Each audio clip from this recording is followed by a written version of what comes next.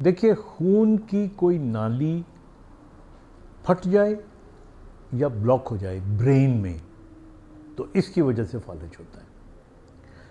आम तौर पे जिसे हेमरेज कहते हैं, इसका मतलब होता है खून की नाली का फट जाना, और ये उन लोगों में ज़्यादा होती है जो ब्लड प्रेशर का शिकार होते हैं।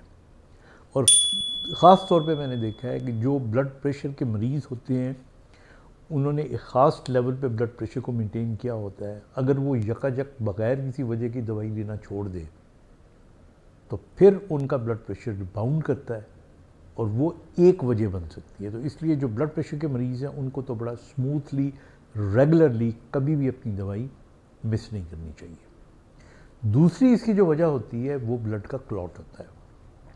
ब्लड का क्लॉट कहीं से भी आ सकता है, आपके हार्ट से आ सकता है, कैरोटिड होती है, यहाँ से आ सकता है, वेसल्स होती हैं, इसी तरह ब्रेन के अंदर से आ सकता है। जिनका खून ज़्यादा पतला नहीं होता उनका क्लॉट बन सकता है।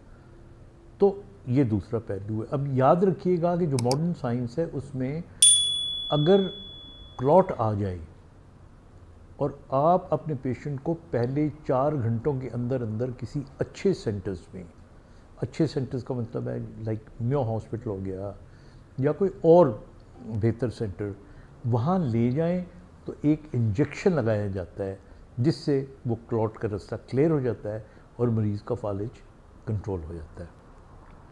लेकिन अगर आप ज़्यादा देर से पहुँचते हैं तो फिर 4 साढ़े 4 घंटे के बाद इस टीके का कोई फ़ायदा नहीं है। तो इसलिए अगर कभी किसी को पता लगे घर के अंदर, खुदा न खास्ता बुज़ुर्गों में या नौजवानों में, कि जिस्म का आधा हिस्सा काम करना छोड़ गया है या कमज़ोर हो गया है, अगर वो सडनली कमज़ोर हो गया है तो ज़्यादा इम्कान हेमरेज का है, और अगर आहिस्ता आहिस्ता कमज़ोरी आ रही है तो ज़्यादा इम्कान क्लॉट का या थ्रोम्बोसिस का है।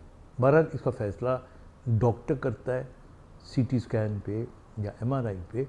लेकिन अगर ये कैफियत हो तो फिर घर में इंतज़ार नहीं करना जो हम करते हैं कि हाथ पाँव मल लिए, बाज़ औक़ात पानी के छिट्टे मारे, और ऐसा नहीं करना। इस सूरत में फ़ौरी तौर पे you must go to a good hospital. इन तमाम हिदायत का ख्याल रखें, अपना ख्याल रखें। खुदा हाफ़िज़।